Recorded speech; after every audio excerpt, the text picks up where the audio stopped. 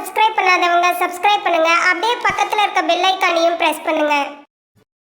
மகர ராசி கால புருஷனுக்கு 10வது ராசி. சனி பகவான் ஆட்சி பெறும் வீடு. இப்பொழுது சனி பகவான் தனது இன்னொரு ராசியான கும்பத்தில் இருக்கிறார்.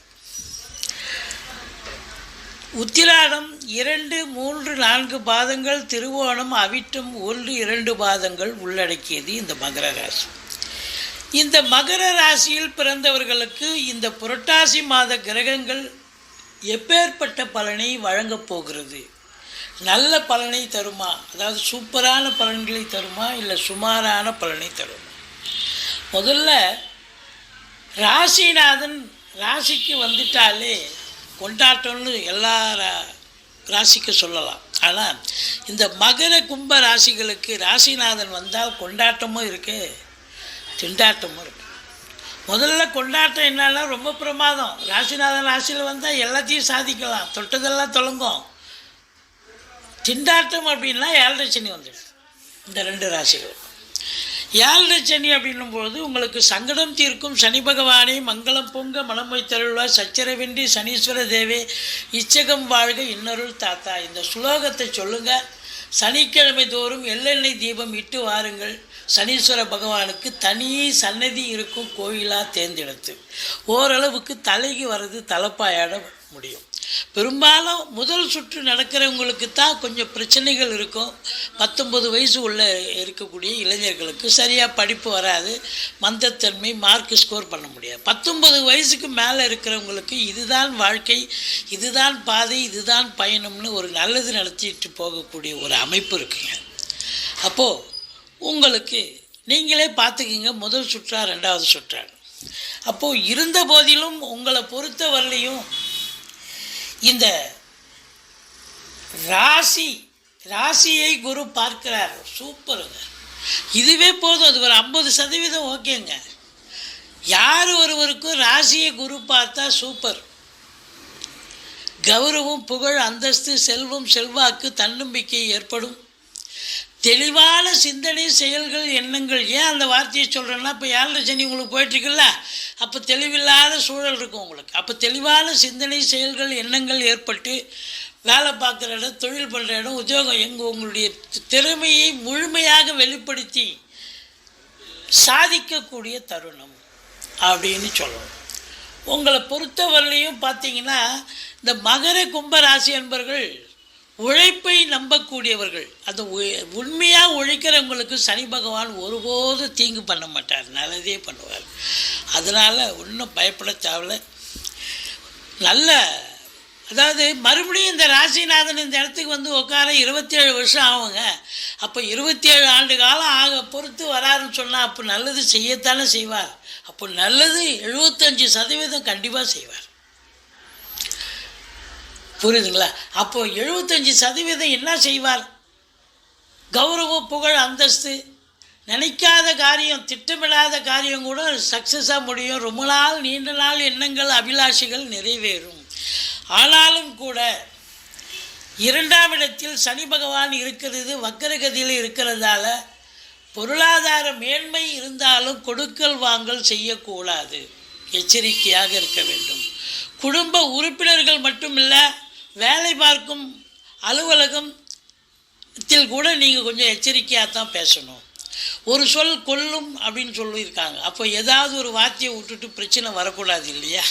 அதனால் எச்சரிக்கையாக இருங்க.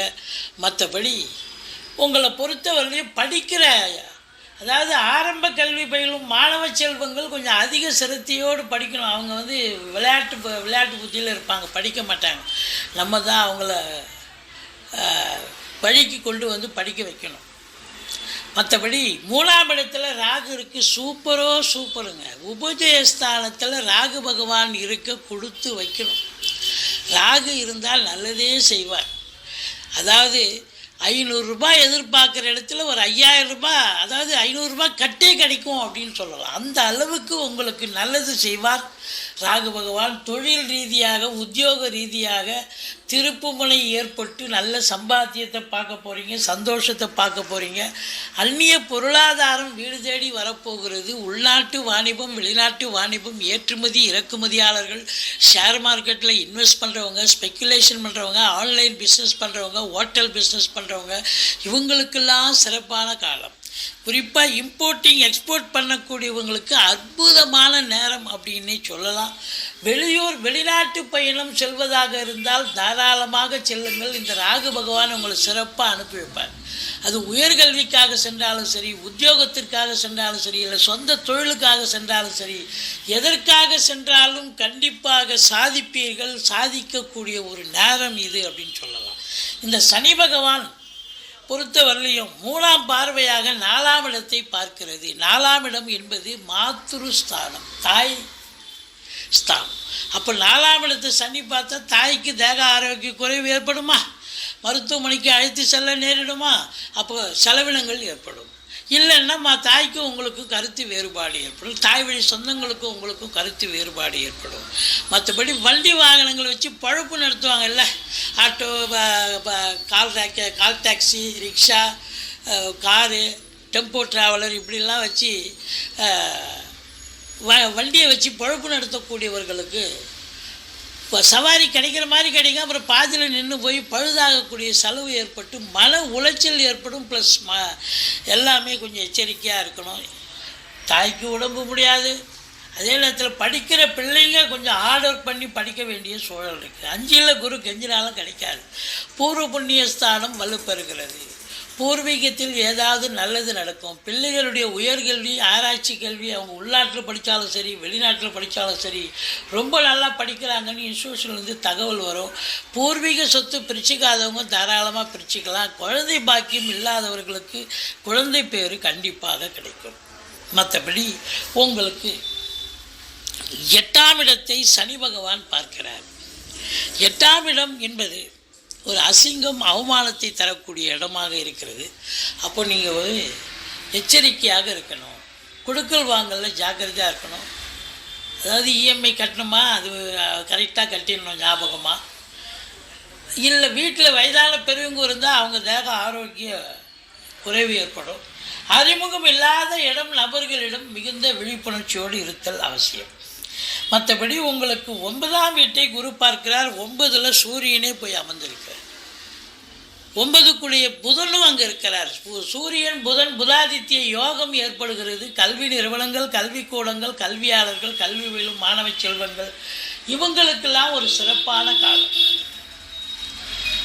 தந்தைக்கு யோக பாக்கியங்கள் கிடைக்கும். தந்தையால் அனுகூலங்கள் உங்களுக்கு கிடைக்கும், அவருக்கும் அனுகூலம் கிடைக்கும். தந்தைக்கு பேரு புகழ் அந்தஸ்து உயர்வடையும். சமூகத்தில் வெளியூர் வெளிநாட்டு பயணம் அனுகூலத்தை தரும். தாய்மாமன் மற்றும் மைத்துனர் வகையில் ஆதாயம் உண்டு, அனுகூலங்கள் உண்டு. அரசாங்கத்தில் உயர் பதவியில் இருப்பவர்களுக்கு ஒரு பொற்காலம், நல்லதே நடக்கும், பாக்கியமான சூழல். ஆன்மீகத்தில் அதிக நாட்டம் இருப்பவர்களுக்கு அதில் தான தர்மங்கள் செய்வீர்கள். டூர் மாதிரி கூட போயிட்டு வருவீங்க. சந்தோஷமாக இருக்கக்கூடிய ஒரு நேரம். மற்றபடி உங்களுக்கு பார்த்தீங்கன்னு சொன்னால் 10ஆம் இடத்து அதிபதி சுக்கிரன் 10ல் ஆட்சி பீடம் ஏறி இருக்கிறார். இந்த கலைத்துறையில் இருக்கக்கூடிய சினிமா மற்றும் தொலைக்காட்சி துறையில் இயங்கக்கூடிய அன்பர்கள், கேமராவுக்கு முன்னால் இயங்குபவர்கள், கேமராவுக்கு பின்னால் இயக்குபவர்கள், அத்துணை பேர்களுக்கும் அற்புதமான காலகட்டம். அரசு, வங்கி, அதுக்கப்புறம் பார்த்திங்கன்னா இன்சூரன்ஸு, ஃபைனான்ஸு, நகை உற்பத்தியாளர்கள், சேல்ஸ்மேன்ஸ், துணி உற்பத்தியாளர்கள், துணி சேல்ஸ் பண்ணக்கூடிய இடம், இவங்க எல்லாருக்கும் சிறப்பாக இருக்கும். இன்டீரியர் டெக்கரேஷன் பண்ணுறவங்க, ஓவியம் வரைபவர்கள், ஓவியர்கள், ஆர்டிஸ்ட்டுகள், இவங்களுக்கெல்லாம் ரொம்ப சிறப்பான காலம், சாதிக்கக்கூடிய நேரம் அப்படின்னு சொல்லலாம்.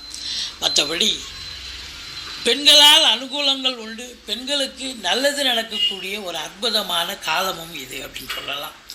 மொத்தத்தில் பார்க்கும் பொழுது உங்களுக்கு இந்த ராசி அன்பர்களுக்கு 13, 14, 15 சந்திராஷ்டம நாட்கள் வருவதால் மிகுந்த எச்சரிக்கையோடு இருக்கணுங்க. மற்றபடி குறைவொன்றும் இல்லை. உங்களை பொறுத்தவரையிலையும் 4ஆம் இடத்து அதிபதி செவ்வாய் 6ல் போய் அமர்ந்திருக்கிறார். அப்போது அசையா சொத்துக்கள் மூலம் செலவினங்கள் ஏற்படும். வண்டி இது களைகண்ணி வாடகை விட்டுருப்பீங்க, சார் இது போயிடுச்சு, ஷட்ரு போயிடுச்சு, ஃப்ளோர் போயிடுச்சு, கொஞ்சம் மாற்றி கொடுங்க சார் அப்படின்னு கேட்பாங்க. எச்சரிக்கையோடு இருக்கணும். மற்றபடி கலைத்துறை அன்பர்கள், பத்திரிகை துறை, மீடியா துறை, ஐஏஎஸ், ஐபிஎஸ், ஐஎஃப்எஸ் அதற்கு நிகரான பணியில் இருக்கும் அன்பர்கள், கடைநிலை ஊழியர்கள்,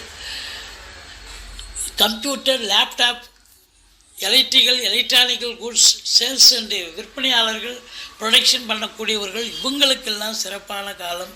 நீங்கள் வணங்க வேண்டிய தெய்வம் ஈஸ்வரனை வழிபாடு செய்யுங்கள். வாழ்க்கை வளமோடும் நலமோடும் அமையப்போகிறது. மேலும் தகவலுக்கு எங்கள் சேனலை மறக்காமல் சப்ஸ்கிரைப் பண்ணுங்கள். நன்றி.